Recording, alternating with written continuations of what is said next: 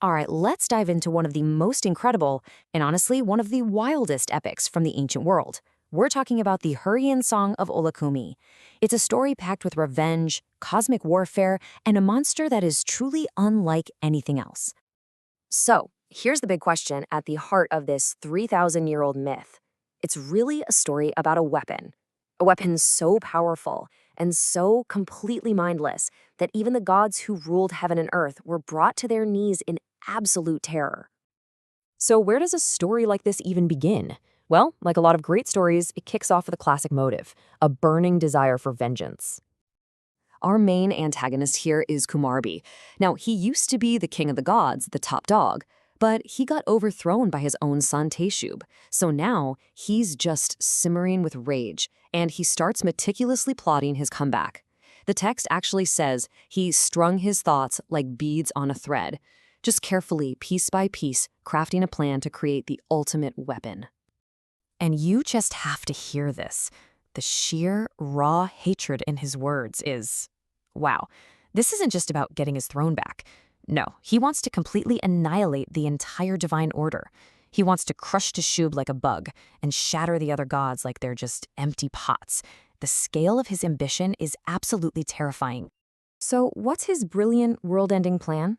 Well, he goes to the edge of this cold lake, finds a colossal stone mountain, we're told it's 10 kilometers long, and he has a child with it. Yeah, you heard that right. This isn't some natural birth. This is the creation of something fundamentally alien. And this unnatural union gives birth to the story's namesake, a creature of pure, unthinking, unstoppable destruction. Kumarbi names his stone son Ullikummi, and the name itself is just perfect. It literally means destroyer of Kumiawaya, which is Teshub's holy city. So from the very moment of his creation, his whole purpose, his entire identity, is his mission: tear down the heavens.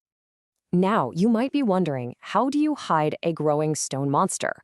Well, Kumarvi's solution is pretty ingenious. He has the infant Ullikummi placed on the shoulder of Upalluri, and Upalluri is this atlas-like cosmic being who literally holds up the entire universe. But here's the key. Upalluri is completely unaware of, well, anything. He feels nothing. It's the perfect hiding spot. And Ullikummi's growth rate, it is just off the charts. He shoots up about 15 meters, that's 50 feet, every single month. In just a matter of days, he bursts out of the sea and his head is already scraping the sky. You know, modern scholars have pointed out something really fascinating about this. Ullikummi isn't just a monster. He acts more like an ancient siege machine. He rises from the sea kind of like a submarine, stands tall and unbreakable like a siege tower, and just plows forward with the unstoppable force of a bulldozer. He's basically an ancient concept of a robot, a mindless weapon of what some call biotech. And as you can imagine, a giant monster rising out of the ocean doesn't stay a secret for very long. Pretty soon, it sparks absolute panic in the heavens. Picture this. The sun god is just doing his daily journey across the sky when he looks down and spots this bizarre pillar of stone growing out of the water.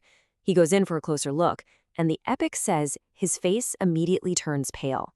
He knows, instantly, that this is something terribly, fundamentally wrong.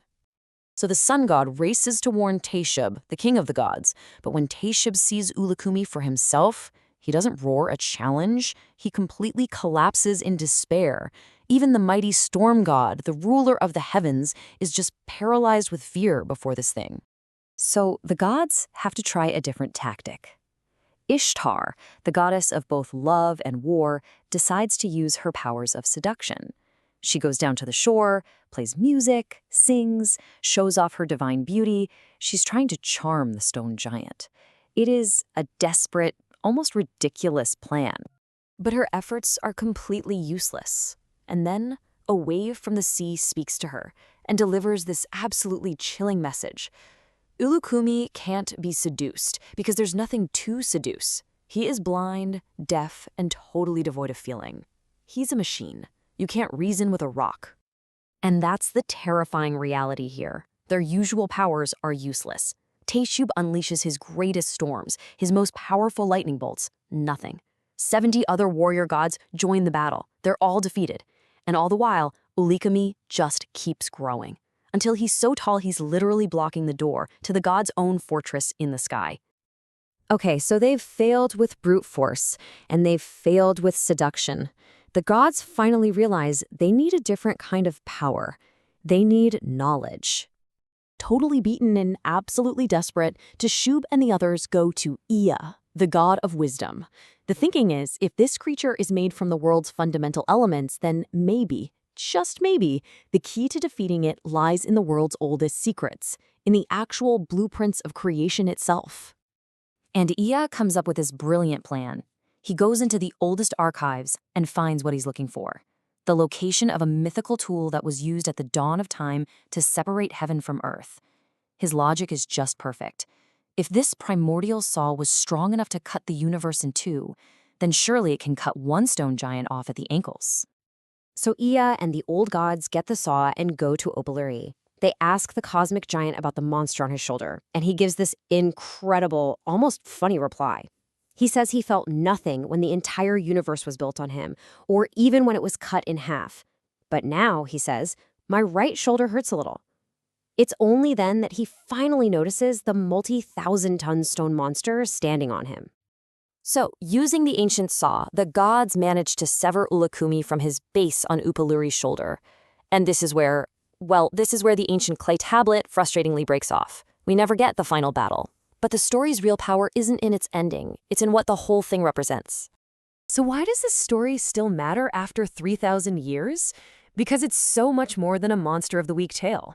It shows the gods not as these perfect, all-powerful beings, but as flawed, fearful rulers who are panicked by a threat they just can't understand.